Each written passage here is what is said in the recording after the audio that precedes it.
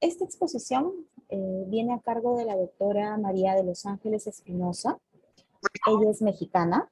Voy a tratar de ser lo más concisa posible con su trayectoria profesional, ya que es bastante amplia. Ella es licenciada en Nutrición y Ciencia de los Alimentos por la Universidad Iberoamericana de la Ciudad de México.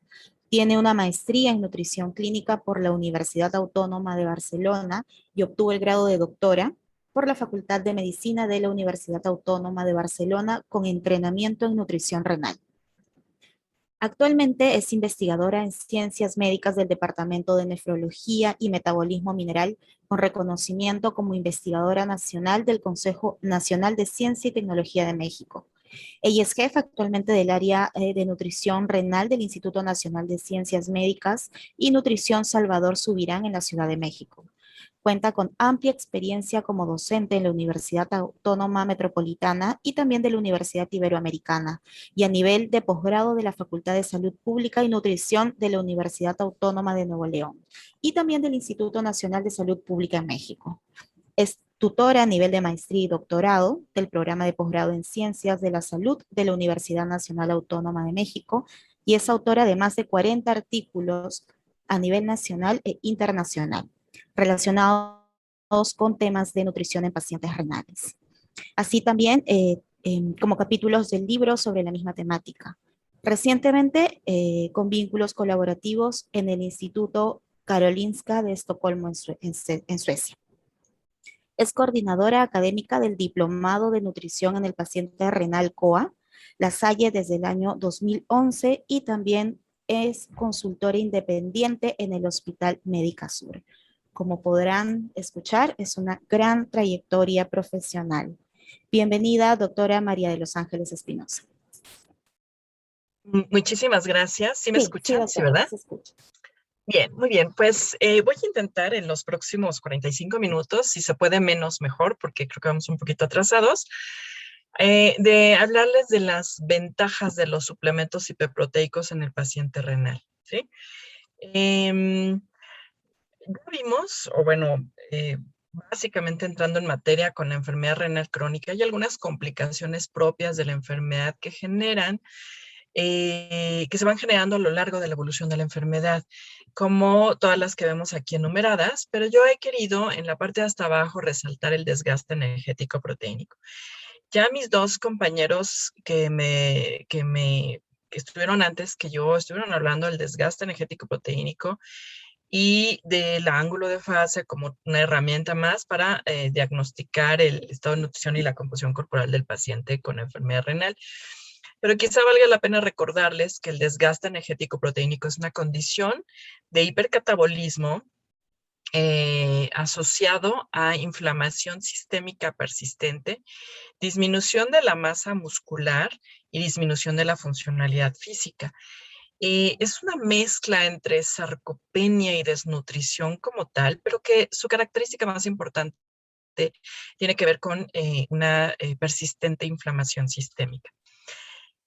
Y este estado de desgaste nutricional se va dando conforme va disminuyendo la tasa de filtrado glomerular. Y conforme va disminuyendo la tasa de filtrado glomerular, va habiendo mayores complicaciones, pero también la presencia de desgaste y, por supuesto, pues tendríamos que tratarla en las etapas más avanzadas.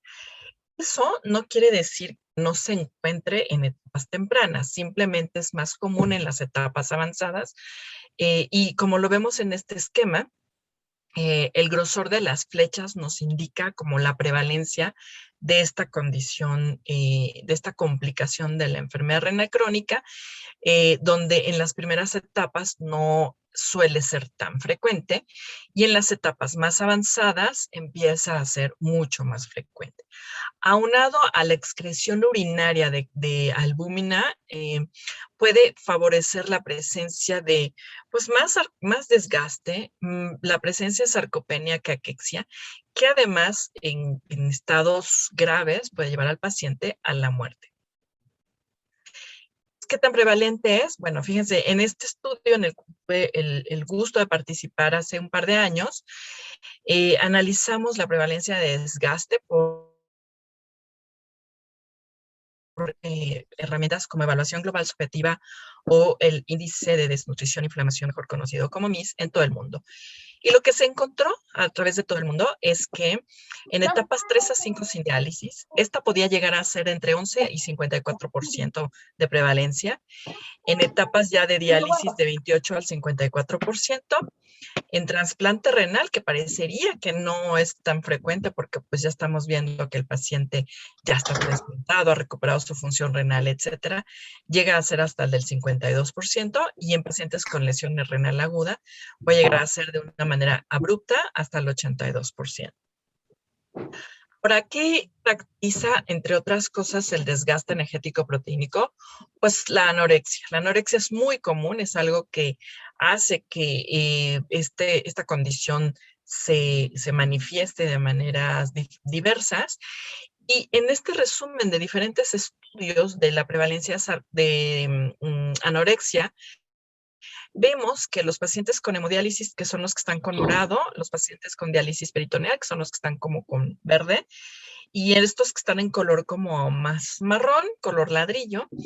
En resumen, en promedio, más o menos la prevalencia de anorexia va del 30 al 60%. Y eso no solo es decir, bueno, pues el paciente está anoréctico porque está urémico y ya, sino que el problema es que impacta directamente en la sobrevida de los pacientes. Vemos en este estudio donde los pacientes que tienen mejor apetito tienen una mejor sobrevida que aquellos que tienen peor apetito, cuya sobrevida es menor, y evidentemente pues vamos viendo que los pacientes, un paciente que no tiene apetito, a la larga puede ser que mi paciente fallezca por múltiples situaciones. Ahora, también vamos a ver que el paciente con enfermedad renal sufre de ciertas situaciones psicosociales que afectan los desenlaces nutricionales. En esta revisión que salió el año pasado en la revista Nutrients, me gustó mucho porque hace una revisión muy extensa, una revisión narrativa muy, muy extensa de ciertas condiciones que impactan en el estado nutricional. Entonces vemos, por ejemplo, que estos estudios se enfocan a la depresión y ven que hay alguna asociación con disminución del índice de masa corporal, algunos marcadores de pliegues cutáneos, disminución de la albúmina sérica, aumento en los marcadores inflamatorios, disminución en el puntaje de la evaluación global subjetiva o aumento en los puntos de MIS, indicando en ambos casos desnutrición y disminuyendo la calidad de vida. Ahora, la falta de soporte social también impacta directamente en el estado de nutrición, en la adherencia a los planes de alimentación y al apetito y la calidad de vida. Y situaciones o disminución en el aporte económico de la familia o del mismo paciente, pues también impacta nutricionalmente hablando, ¿no? En esta misma revisión hablan, por ejemplo, de los riesgos relativos de desarrollar o de morirse en función de índice de masa corporal bajo o albúmina sérica baja. Vemos cómo la albúmina sérica es mucho mejor predictor de mortalidad que el mismo índice de masa corporal a lo largo de los meses de seguimiento para diferentes estudios y cómo albúminas bajas pueden hasta duplicar el riesgo de mortalidad, como lo vemos aquí, ¿no? Entonces, sí es importante considerar que un paciente con desgaste va a tener mayor riesgo de mortalidad. En este estudio vemos también cómo entre mejor fuerza y masa muscular, mejor sobrevida que entre peor fuerza y masa muscular, mejor conocido como sarcopenia, donde la mortalidad pues o la sobrevida, perdón, es menor. En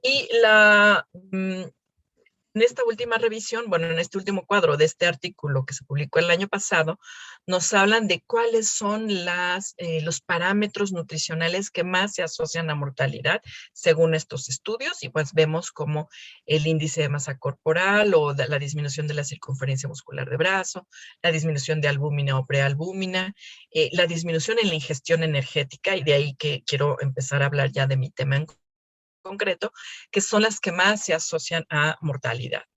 Vean aquí cómo los pacientes en estos diversos estudios, los pacientes tienen el porcentaje de pacientes que no cubren los requerimientos nutricionales de acuerdo a los estándares internacionales establecidos para paciente renal, ¿no? Entonces, fíjense cómo en este estudio, pues el estudio más pequeñito es de 144 pacientes en Corea, donde pues alrededor de la mitad de los pacientes no cubren sus requerimientos. Aquí hasta el 75 y 67% no cubren requerimientos ni energéticos ni proteínicos, y así sucesivamente. Entonces estamos ante una población inflamada, desnutrida, que no come, que tiene mucha anorexia, y que entonces necesitamos como nutriólogos atender a estas condiciones específicas de ellos, ¿no?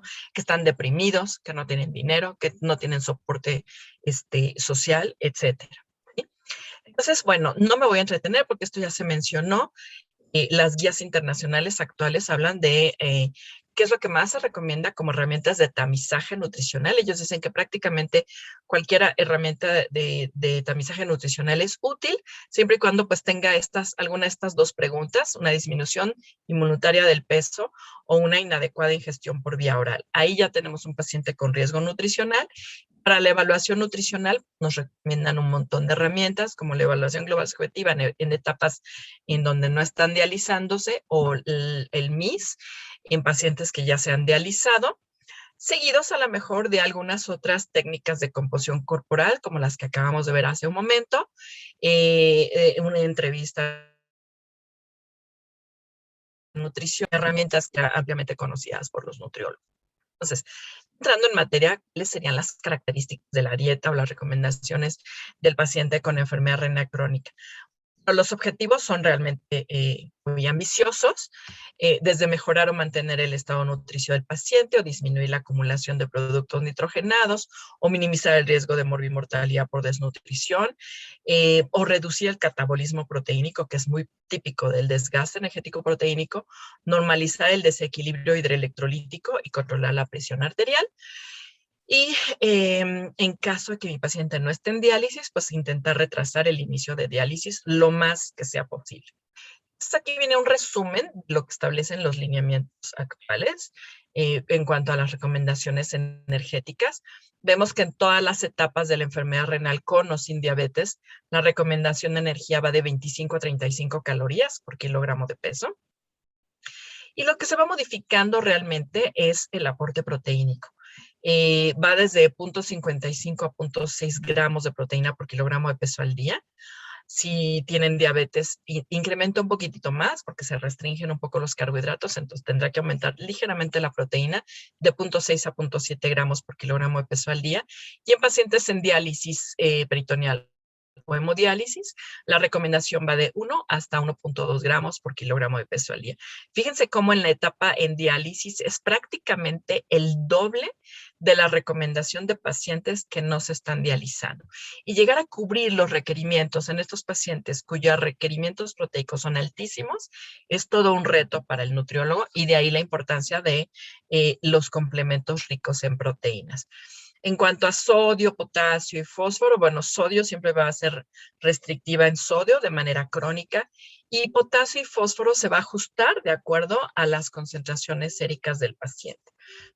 El calcio también, generalmente la recomendación es de 800 a 1000 miligramos al día, y se pueden ir ajustando en función de la presencia o no de terapia de reemplazo renal. El problema que realmente en el que nos encontramos, como ya se los había yo dicho con anterioridad, es que muchas veces los pacientes no cubren sus requerimientos, sobre todo los que están en diálisis. Este estudio, que ya es muy antiguo, es de la doctora Jerilyn Burrows. Ella encuentra que los pacientes consumen alrededor de 23 calorías por kilogramo de peso, cuando como mínimo la recomendación es de 25 y máximo 35, en los días que no se van a dializar. Pero en los días que se dializan, el día de la sesión de diálisis, la ingestión de estos pacientes es todavía más baja, todavía un poco más lejos del mínimo recomendado. Y por supuesto, proteínas es más o menos la misma historia.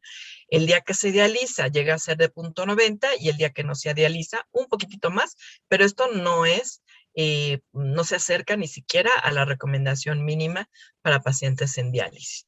Nosotros en México hicimos algo muy similar en nuestra institución, y bueno, los resultados o los números pues no son muy diferentes de los de la doctora Jerilyn Burrows.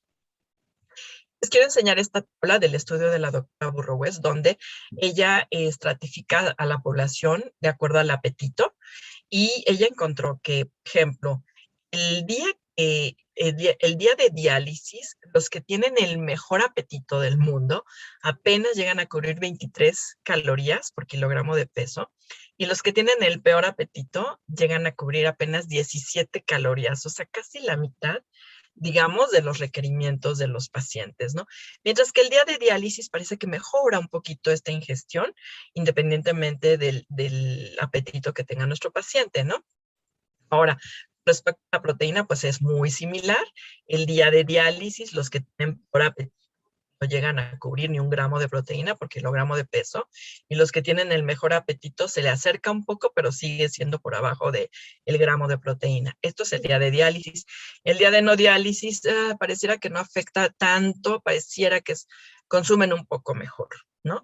De tal manera que con este estudio podemos concluir el peor día en la vida de un paciente con enfermedad renal que se está dializando es justo el día que acude a la unidad de hemodiálisis. Todos sabemos que los pacientes a veces se tienen que trasladar desde lugares muy remotos a su unidad de diálisis, que a veces salen muy cansados, a veces muy deshidratados, a veces con muchas sensaciones de molestia después de la sesión de diálisis, que por supuesto ya no los deja comer de manera adecuada. Para esto, entonces, hay diversas estrategias para tratar el desgaste energético proteínico en la enfermedad renal crónica. Del lado izquierdo tenemos todas las intervenciones nutricionales más reconocidas, y del lado derecho, pues las intervenciones médicas. Yo me voy a enfocar quizá a estas tres de este lado, a la orientación nutricional, a la complementación nutricional oral y al ejercicio y actividad física también, junto con la complementación nutricional. El algoritmo que establece la Asociación Americana de Nefrología y la Asociación Internacional de Nutrición y Metabolismo Renal para la intervención nutricional de los pacientes con enfermedad renal. En la parte de hasta arriba nos habla de las diferentes maneras de evaluar el estado nutricio del paciente. Si encontramos que el paciente tiene algún riesgo nutricional, vamos a aplicar medidas preventivas continuas, donde vamos a dar asesoramiento nutricional, vamos a ajustar las dosis de diálisis y la ingesta de nutrimentos, y también vamos a tratar de manejar las comorbilidades.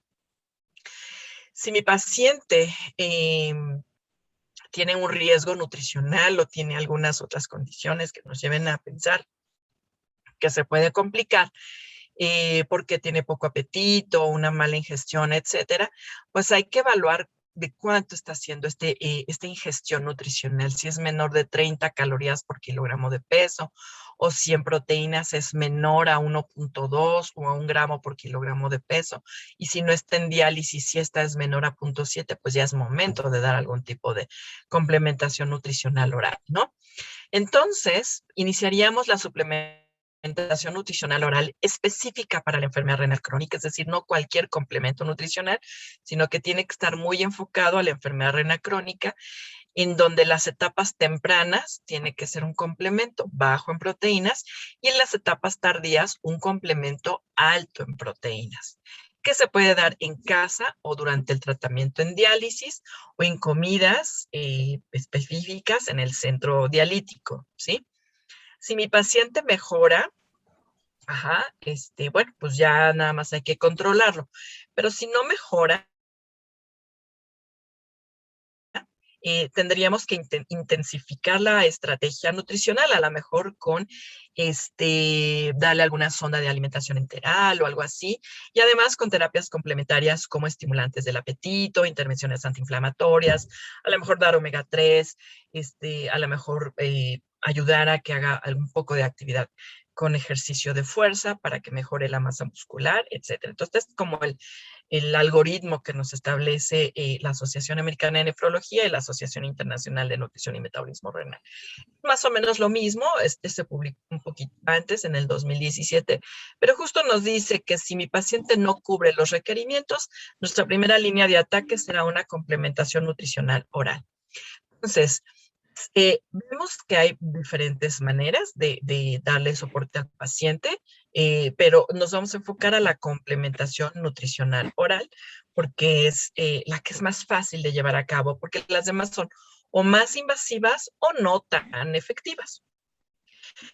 Antes de empezar a ver la efectividad, quisiera yo hablarles un poco de cuánto reduce la complementación nutricional oral en costos a los pacientes en general. Entonces, hay muchos estudios que nos hablan donde reducen los días de estancia hospitalaria, reducen los costos, son costo efectivos, tienen implicaciones en los desenlaces que tienen impacto económico, etcétera, etcétera. Ahora, esto es justo en pacientes que no tienen enfermedad renal, es decir, complementar a un paciente desnutrido en un ámbito hospitalario siempre va a tener ventajas. ¿Y qué hay del paciente con enfermedad renal? Es decir, ¿qué tanto mejora o qué tanto favorece? Bueno, vamos a empezar con los pacientes en general no renales. Hay estudios que demuestran ampliamente que reducen los días de estancia hospitalaria cuando tienen complementos, los costos de hospitalización y la probabilidad de readmisión a menos de 30 días. Y la diferencia es enorme y los costos son eh, pues muy buenos, ¿no? Llama mucho la atención que mejora mucho los costos en el tratamiento. El enfermo renal, este estudio que se publicó hace ya muchos años, habla no habla específicamente de complementar al paciente, pero sí habla que mejorando la albúmina sérica en 0.1 gramos por decilitro o 0.2 o 0.3, la diferencia en costos es enorme, ¿sí? Subirlo solo un 0.1 gramo por decilitro, la diferencia desde el percentil más bajito hasta el más alto es enorme en costos, la mejoría, pues, o el impacto económico que llegarán a tener. Y si subes 0.3 gramos por decilitro, pues aún es mejor el ahorro en cuestión de costos, ¿no? Ahora, ¿cómo voy a mejorar esto? Pues dándole de comer, quizá dando algún complemento nutricional, etcétera, ¿no?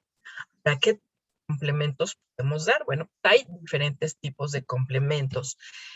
Una fórmula estándar no sería la mejor opción para un paciente con enfermedad renal, puesto que su aporte de proteínas suele ser no tan alto para los requerimientos, sobre todo de un paciente que esté en diálisis.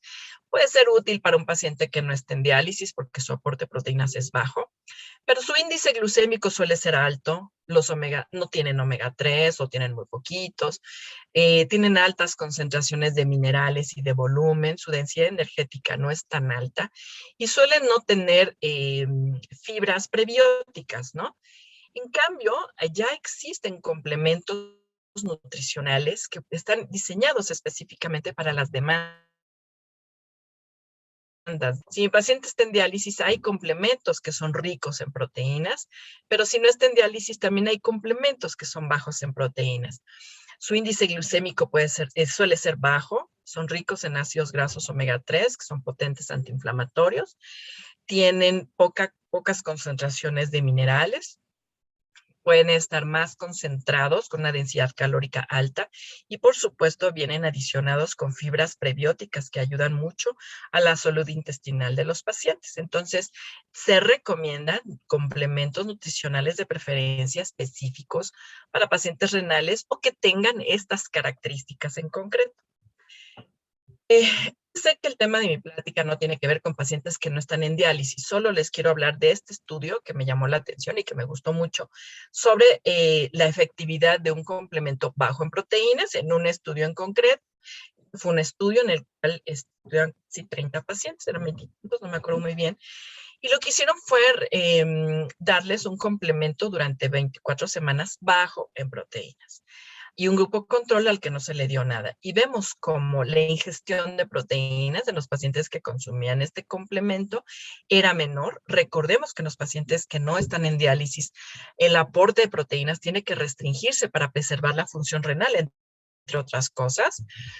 Y la otra cosa que también encontraron es que la excreción urinaria de proteínas era mucho menor comparada con los pacientes que no recibieron el complemento y que llevaron una dieta un poco ad libitum.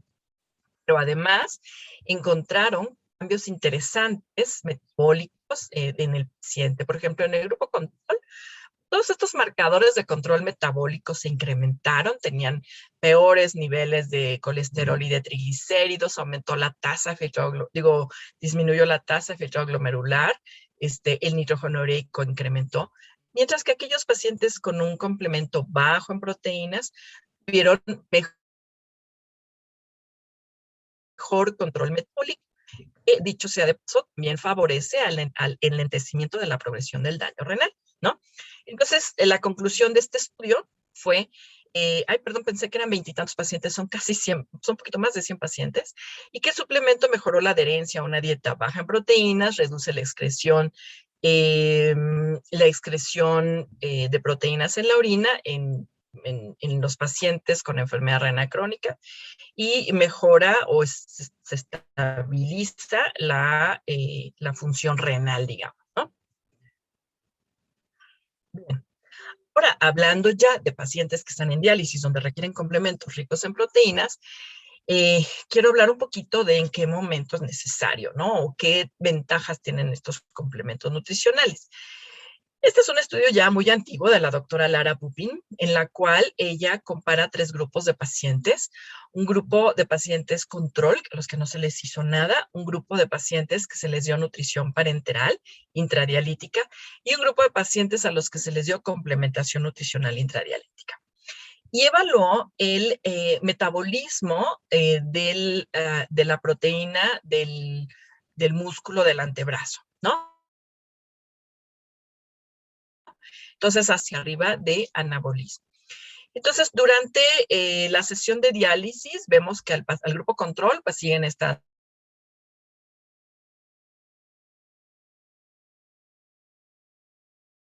en cada grupo que van en anabolismo. Pero pasada la sesión de diálisis, el único grupo que se mantuvo en anabolismo fueron aquellos pacientes que estaban con complementación nutricional oral. Entonces, esta es la primera recomendación, o bueno, el primer tip para entender que un paciente que está en diálisis, que el peor día de su vida es cuando es el día que va a la diálisis, dándole algo el día de la sesión de diálisis puede estar en anabolismo si lo cuidamos, porque ese es el peor día en la vida de estos pacientes. Y vemos de aquí del lado derecho, pues algunas de las ventajas de la complementación nutricional intradialítica, ¿no? Es menos costosa que la parenteral, aumenta la albúmina sérica, mejor controles glucémicos, y esto es un poco lo que han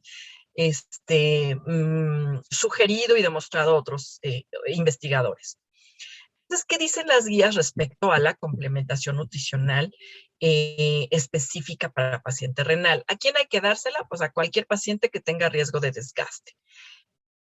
¿Cuándo hay que dársela? Bueno, durante la diálisis es de lo más recomendado, o puede ser entre comidas o antes de irse a la cama si no están en diálisis, ¿no?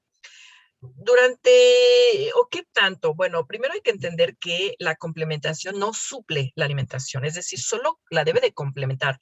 La idea es que el paciente trate de comer lo más que se pueda alimentos normales, que se adapten a su plan de alimentación y además complementarlo con un complemento rico en proteínas o bajo en proteínas, dependiendo de lo que tenga el paciente. ¿Durante cuánto tiempo? Bueno, más o menos en promedio durante 3 meses ininterrumpidos si mi paciente tiene riesgo nutricional o ya está desnutrido, y evaluar si ha mejorado, entonces ya se le deja de dar el complemento. Y luego, ¿cómo vamos a evaluar si ha mejorado? Pues lo más recomendable es a través de biomarcadores o a través de la ganancia de peso de masa magra. Vamos a ver estudios que hablan de éxito en la complementación. Este es un estudio ya de hace ya casi 10 años, en el cual estudiaron 8,500 pacientes. Se les dio un complemento cuando los pacientes estaban en diálisis todos ellos, cuando los pacientes tenían albúmina por abajo de 3.5. Entonces, al momento de tener albúminas de 3.5 o menos, se les daba a escoger este tipo de complementos nutricionales. Casi todos ellos son ricos en proteínas, como ustedes pueden ver aquí, y este es el aporte de calorías de algunos de ellos, ¿no? Pero lo importante es que eran ricos en proteínas estos complementos, ¿no?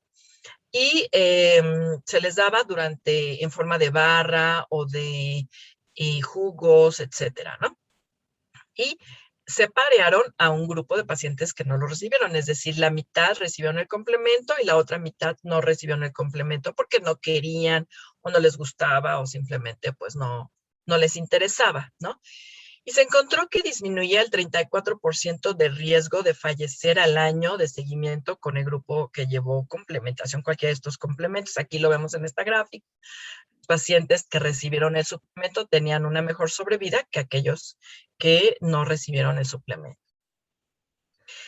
En este otro estudio se encontró que darles un complemento rico en energía y proteínas mejoraba la ingestión total de energía. Aquí vemos cómo mejora la ingestión de energía, casi llegando a las 30 calorías por kilogramo de peso después de 3 meses de complementación.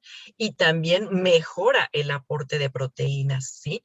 Es decir, casi llega a sobrepasar el mínimo, que es 1 hasta 1.2 gramos de proteína, ¿no? Entonces, son buena opción porque después de 3 meses, pues mi paciente ya cubre los requerimientos tanto energéticos como proteínicos. En este otro estudio del doctor Siren Ceser, lo que ellos encontraron es que a los pacientes que se les complementaba con un complemento rico en proteínas, mejoraban su albúmina sérica a lo largo de 6 meses de seguimiento, comparado con los pacientes con un grupo control al cual no se le dio un complemento nutricional. Vean cómo se va subiendo la albúmina sérica, ¿no? También vamos viendo cómo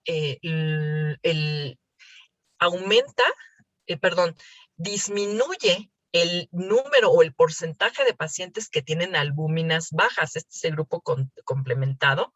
Y vemos que al momento basal, el 48% tenían albúmina baja y 6 meses después, solo el 17% de los pacientes tenían albúmina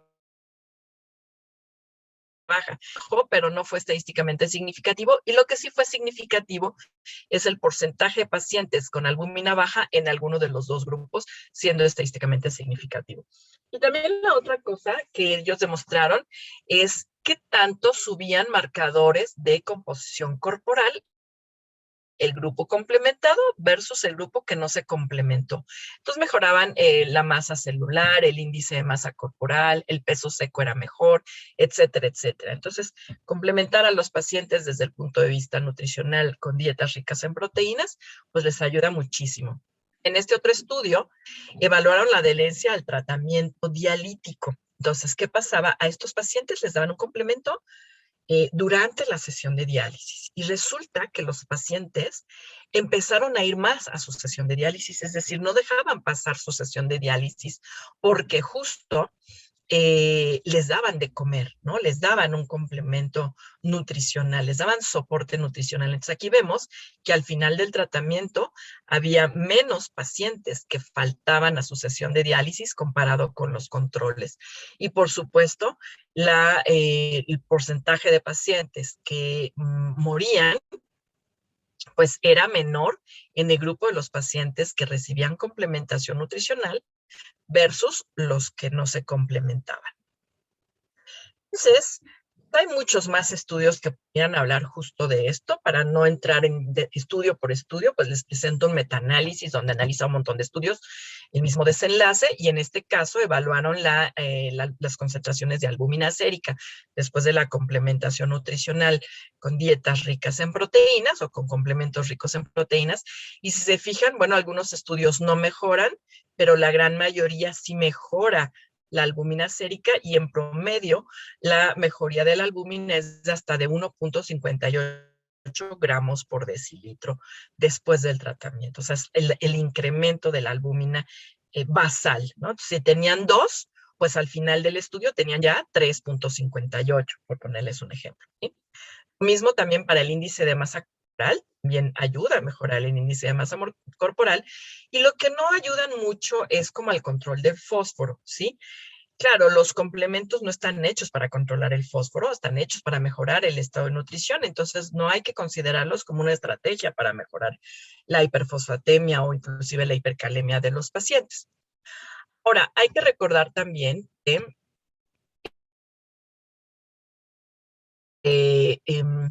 la complementación debe complementar, no reemplazar las comidas, ¿no? Y el horario en el que se sugiere es 1 hora después de las comidas principales, o como colación en la tarde, o inclusive un poco antes de dormir para mejorar la absorción, etcétera. Y si mi paciente está en diálisis, lo más recomendable es que se pudiera dar durante la diálisis. ¿Por qué? Pues porque incrementa la adherencia tanto al complemento como a la sesión de diálisis y contrarresta el catabolismo inducido por la diálisis. En esta imagen podemos ver nosotros aquí a vivo y a flor al doctor Lantar, de él que está haciendo, él y su asistente, la nutrióloga, le están dando a los pacientes una colación. Esta colación de preferencia debe de ser rica en proteínas. Seguramente aquí les están dando un sándwich de pollo o algo que tenga proteínas y se las están dando durante la sesión de diálisis, ¿sí?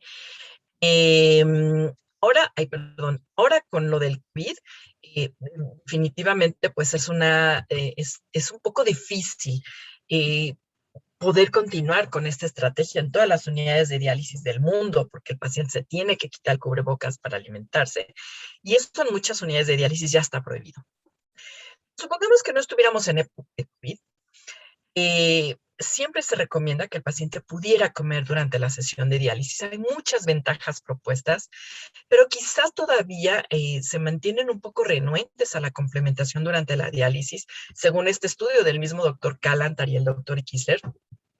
Les pongo aquí con rojo las desventajas que el personal de salud más refiere, ¿no? Hipotensión postprandial o reducción en la eficiencia de la diálisis, además de otras más.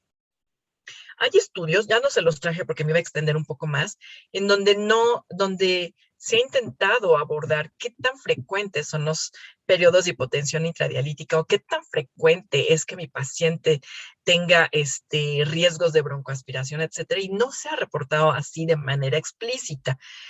Nosotros, este año, está por salir este paper que acabamos de publicar, en el cual lo que quisimos es precisamente evaluar los eventos de hipotensión intradialítica con el uso de la complementación nutricional hiperproteica durante la sesión de diálisis. Y encontramos lo siguiente. El grupo control estaba conformado por pacientes que se les dio complementación, pero en su casa, y el grupo de intervención por pacientes que se les dio complementación durante la sesión de diálisis. Es decir, los dos grupos estaban complementados, solo que en momentos diferentes. Y vemos cómo el grupo de intervención no tienen estas bajadas y subidas tan drásticas de presión arterial como la que tiene el grupo control, ¿no? Así que tenemos baja muy rápido, luego sube, luego baja muy rápido, luego sube, etcétera.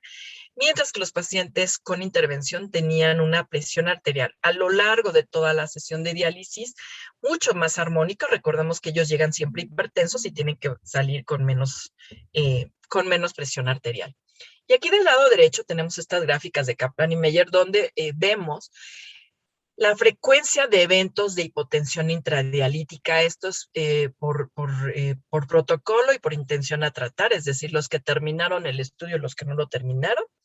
Pero si ustedes ven, el número de eventos de hipotensión intradialítica son similares en los dos grupos, ¿sí?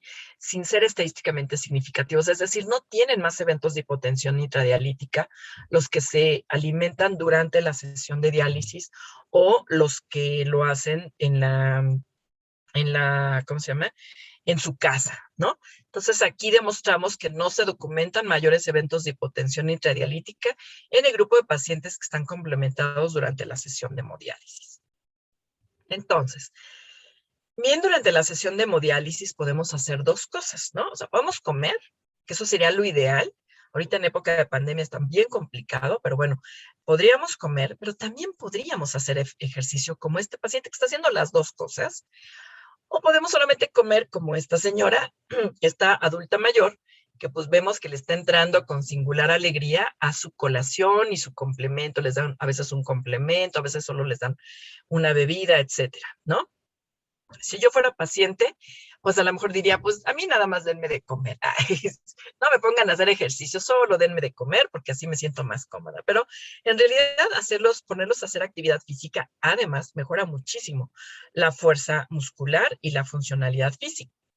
Nosotros también publicamos hace algunos años, en conjunto con el Hospital General de México y estos dos colaboradores míos, un estudio en el cual se les ponían a hacer rutinas de ejercicio de fuerza y un complemento. Aquí están estos señores aquí brindando, así como buenos compadres, brindando su complemento nutricional rico en proteínas para paciente en diálisis.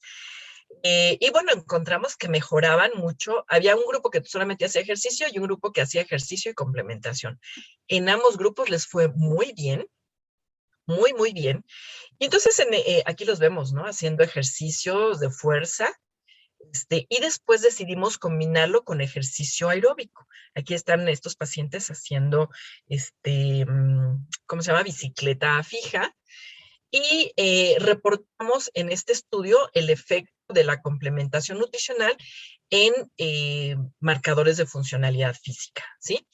Y tenemos que medimos esta prueba que se llama Time Up and Go, que es te paras de tu silla, das vuelta a ciertos metros y regresas, ¿no? ¿Cuánto tiempo te tardas en hacer esta prueba?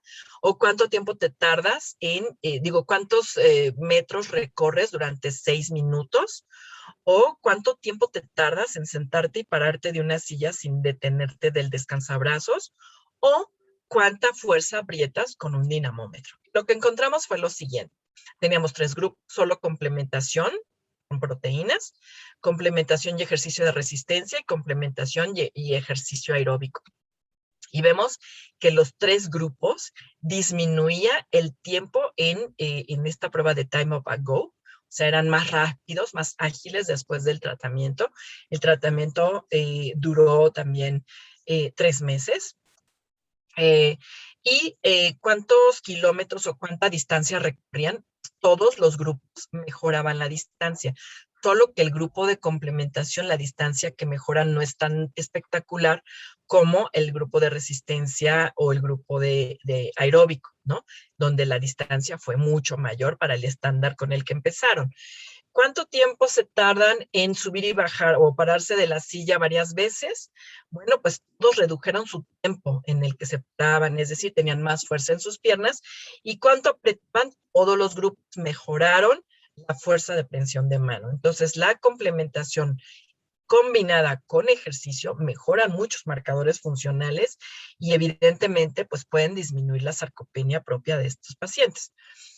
Entonces, entrando ya a los complementos, este estudio que se publicó apenas este año habla de si un snack rico en proteínas, un complemento o un complemento rico en proteínas puede compensar el impacto catabólico en el paciente con diálisis. Y puede tener carbohidratos y por supuesto son ricos en proteínas. Esto mismo lo discute la doctora Georgina Piccoli, donde nos dice, ¿saben qué? Tenemos que darles algo rico en proteínas, algo rico en energía y algo que tenga al líquido para evitar la hipotensión, ¿no? Y nos dan algunos ejemplos con el cálculo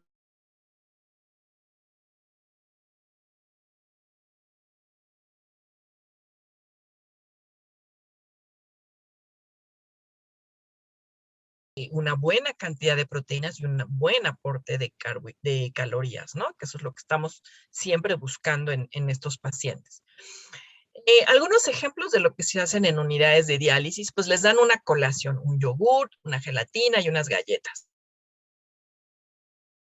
De encontrar alimentos que pudieran hacerse con complementos proteicos, ¿sí? Y entonces ella diseñó estos muffins. Eran 183 pacientes en hemodiálisis. La idea era evaluar algún muffin que fuera así como de hierbitas, que fuera como más tipo. Entonces, se les preguntaba a los pacientes qué tipo de snacks les gustaría y coincide, fíjense qué interesante, la gran mayoría de los pacientes preferían un complemento sólido comparado con un líquido, ¿sí?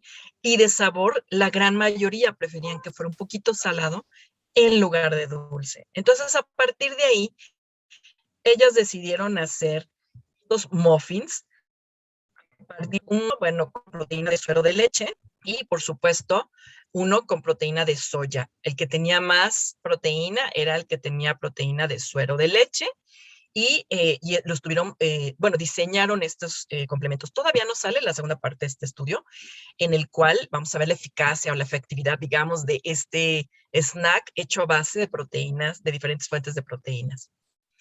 Sin embargo, no quiero terminar mi plática sin hacer honor o darles un reconocimiento a estos grandes investigadores que se han preocupado siempre por la complementación nutricional con complementos ricos en proteínas en pacientes de preferencia en diálisis, el doctor Kalantar, el doctor Kisler y el doctor Brandon Kisler, el cual, este último, coordinó un documento de postura de consenso de la Asociación Internacional de Nutrición y Metabolismo Renal sobre en qué momento es mejor darles un complemento a los pacientes. Y sacan este cuadro que no se los voy a leer todos, solo se los voy a resumir y les voy a decir algunas cosas. Lo que está en verde es lo recomendable y lo que está en rojo es lo no recomendable si estás en diálisis y quieres complementar a un paciente. Lo primero es que vas a complementar pacientes que son hemodinámicamente estables. O sea, si es un paciente que toda la vida se está hipotensando, a ese paciente no le vas a dar nada durante la sesión de diálisis porque se puede hipotensar más. Y que no tenga ninguna contraindicación de comer durante la sesión de diálisis. ¿Como cuáles? Bueno, pues pacientes que tosan mucho, que tengan riesgo de choque o que tengan bajas presiones arteriales permanentes o que suelan tener diarreas permanentes por cualquier cosa, etcétera, ¿no? La postura, el paciente al complementarlo siempre tiene que ser en posición semifowler. Se recomienda no dar comidas muy voluminosas, ni muy ricas en carbohidratos, ni muy calientes, ni muy frías, y de preferencia que tengan un poco de cafeína para evitar que se hipotensen, ¿no? Entonces, nada de esto, porque hay un montón de complementos estándares en cada país. En mi país también hay un montón de complementos, pero lo que más se recomienda es que sea un complemento rico en proteínas, específico de preferencia, pues para pacientes renales. Quiero hablar de fue una captura de pantalla de una nutricionista en Chile, que ellos establecieron cómo se va a manejar este tipo de complementaciones durante época de COVID.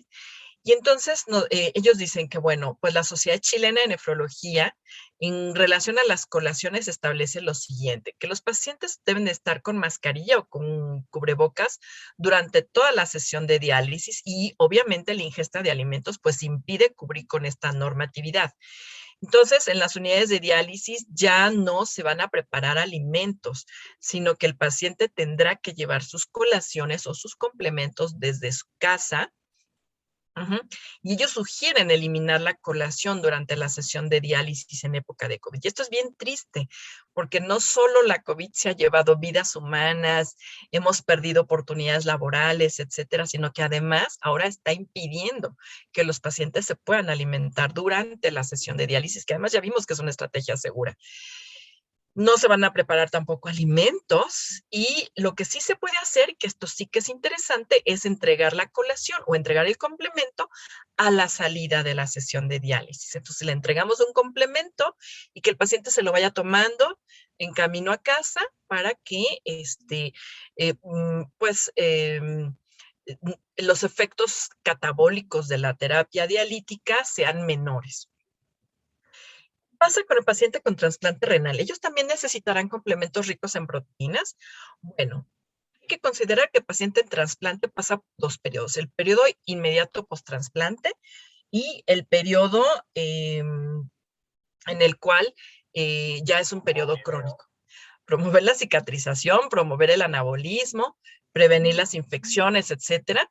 Y entonces hay que considerar que la terapia inmunosupresora aumenta los requerimientos nutrimentales y demás. Entonces, en ellos va a ser necesario dar complementos ricos en proteínas en el periodo post-trasplante inmediato, que generalmente es el primer mes post-trasplante. Posterior al primer mes, aquí sí tenemos que ser más cuidadosos porque los pacientes suelen aumentar de peso, generalmente este aumento de peso es a expensas de masa grasa, hay que cuidar que el riñón no caiga en riesgo de daño renal con dietas muy altas en proteínas y por lo tanto, si mi paciente, si fuera necesario, el tipo de complemento que vamos a dar en ellos es bajo en proteínas. Entonces les hice un cuadro a ver en qué momentos vamos a dar un complemento alto o bajo en proteínas. En pacientes que no están en diálisis etapas 3 a 5, obviamente es bajo en proteínas. En pacientes con síndrome nefrótico, dependiendo de la pérdida urinaria que tengan de proteínas, va a ser alto en proteínas, si esta es mayor a 3.5, 4, 5, 6, 10, lo que sea. Pero si no llega a ser 3.5 la proteinuria, pues puede ser bajo en proteínas. En lesión renal aguda se utilizan los dos. Si mi paciente se va a dializar, le tengo que dar mucha proteína, sobre todo si están en terapias de reemplazo renal continuas, pues les vamos a dar un complemento rico en proteínas. Obviamente en diálisis peritoneal y en hemodiálisis es rico en proteínas. En el periodo inmediato post-trasplante es rico en proteínas. En el trasplante renal en el periodo crónico o tardío, pues ya es baja en proteínas. Entonces, como resumen, el desgaste energético proteínico es altamente prevalente. La anorexia obviamente está asociada con la mortalidad en estos pacientes. Los requerimientos nutricionales que ya vimos que son altos no se cubren en su totalidad en el paciente que está en diálisis, especialmente en aquellos que el día de la sesión de diálisis, y que en pacientes sí, que no están en diálisis, pues también se ha demostrado una mejor adherencia a la dieta baja en proteínas con complementos pues bajos en proteínas, ¿no? En la sesión de hemodiálisis, pues es una gran oportunidad para implementar estrategias nutricionales anabólicas. Entre paréntesis, yo diría, pues la nutrición oral y el ejercicio intradialítico, que la complementación nutricional hiperproteica pues no necesariamente incrementa los periodos de hipotensión intradialítica y por el contrario puede mejorar mucho el estado de nutrición, el estado de funcionalidad, etcétera. Y que además pues el ejercicio aunado a una complementación hiperproteica pues es una estrategia segura que favorece a la mejoría de la funcionalidad física y a la calidad de vida de los pacientes que están en diálisis. Quiero tomarme los últimos 30 segundos de mi plática para invitarlos a que apoyen con diferentes información, sobre todo con dietas locales. En Perú se come, por ejemplo, muchísimo el ceviche, por ejemplo, y tienen otros platos maravillosos. Entonces, yo pertenezco al comité de difusión en medios sociales, junto con los doctores que ven ustedes aquí, y los quiero invitar para que nos apoyen a enviar recetas saludables, tropicalizadas o asociadas al país de donde ustedes son, que es Perú, y que los puedan mandar métanse a la página, porque en esta página los pacientes de todas partes del mundo van a encontrar recetas de cualquier parte del mundo saludables para pacientes renales y, ¿por qué no?, hacer algunas recetas con algunos de los complementos hiperproteicos que ustedes tienen en su país, adaptándolos a las recetas tradicionales de su país para que pueda el paciente consumir pues una variedad diversa de alimentos y que no sea tediosa su alimentación. Entonces, yo los invito, por favor, a que se metan a la página de la Asociación Internacional de Nutrición y Metabolismo Renal o que escaneen este código QR, para donde pueden encontrar información, recetas, blogs de pacientes, etcétera, que les pueden servir muchísimo a ustedes, pero también a sus pacientes. Y también los quiero invitar a nuestro tradicional diplomado de nutrición en el paciente renal, para los que quieran profundizar más la educación en nutrición. Este es el segundo año que se va a hacer en línea. Nosotros hemos tenido pacientes básicamente locales, pero de varios países de Centroamérica como Guatemala y Nicaragua. Y bueno, pues si ustedes nos apoyan, nos acompañan, pues también es un diplomado sabatino, dura aproximadamente 9 meses. Bueno, es viernes y sábado, y bueno, se ven muchas cosas de las que les hablé yo ahorita, pero muchas más cosas de composición corporal, de trasplante, de litiasis renal, de soporte nutricional, etcétera. Bueno, pues les agradezco mucho, les dejo ahí mi correo electrónico por si quieren algún artículo o más información de la Asociación Internacional de Nutrición y Metabolismo Renal. También los invito a que me vean en Facebook, donde subo también mucha información de pacientes renales, y pues agradecerles el tiempo y atención que tomaron con mi plática. Muchas gracias. Doctora, muchísimas gracias por compartir sus conocimientos y su experiencia con nosotros. En realidad, bueno, se nos pasó un poquito el tiempo, eh, pero lo ameritaba esta jornada. solamente le pido, por favor, que nos pueda ayudar respondiendo dos preguntas por parte de los participantes del día de hoy. Una es, en pacientes obesos que estén cursando sin diálisis, los requerimientos de gramos de proteína por kilogramo de peso irían en función a su peso actual o peso ideal. Ese siempre ha sido un gran problema con las recomendaciones de los pacientes obesos.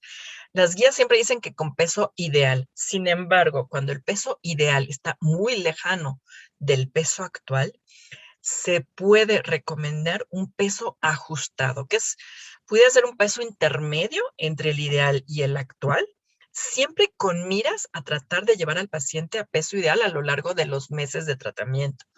Entonces, pero sí, poner un peso ideal siempre es muy complicado en un paciente obeso, sobre todo cuando el peso ideal está muy alejado del peso actual.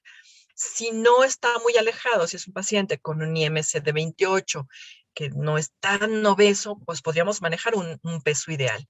Pero si es muy alejado, con un IMC de 35, por ejemplo, sí tendríamos que empezar con un peso intermedio o ajustado y después con miras a irlo llevando lentamente al peso ideal y que sus recomendaciones también sean lo más cercanas al peso ideal. Ok, doctora, muchas gracias por su respuesta. Bueno, la última pregunta es, en el periodo tardío post-trasplante, ¿la recomendación de proteína sería baja en proteínas o podría ser normal? Es decir, de 0,8 a 1 gramo de proteína por kilogramo de peso. Sí, puede ser de 0,8 a 1 gramo de proteína por kilogramo de peso, que es lo que nosotros los sanos, digamos, podríamos consumir. Pero si este paciente empieza a hacer o no está su riñón funcionando al 100% como quisiéramos, tal vez sí sería recomendable una dieta baja en proteínas. Ahí tendríamos que ir monitoreando muy seguido, digamos, durante el primer año, cada mes, la función renal. Y después del primer año, pues a lo mejor cada 6 meses o al menos una vez al año la función renal, porque muchas veces los dejan solos, usted ya puede hacer su vida normal, ya coma lo que quiera y disfrute la vida y sea feliz. Pero la verdad es que si no cuidamos ese único riñón que tiene, que le donaron, que costó a veces hasta una vida porque es de un donador cadavérico, etcétera, pues mi paciente puede volver a desarrollar enfermedad renal, sobre todo si sube de peso, si no controla su presión arterial, si es diabético, no controla sus glucemias, pues tiene más riesgo de desarrollar o de hacer rechazo. Entonces, estos pacientes que permanecen hipertensos o diabéticos, en ellos es más recomendable tratar de que sea una dieta moderadamente restringida en proteínas, sin llegar a ser tan restrictiva, pero sí moderadamente restrictiva en proteínas. Perfecto, doctora. Muchísimas gracias. Pues muchísimas gracias a ustedes, les agradezco infinitamente su tiempo, la invitación, me encantó estar con ustedes y espero que les haya gustado mi conferencia.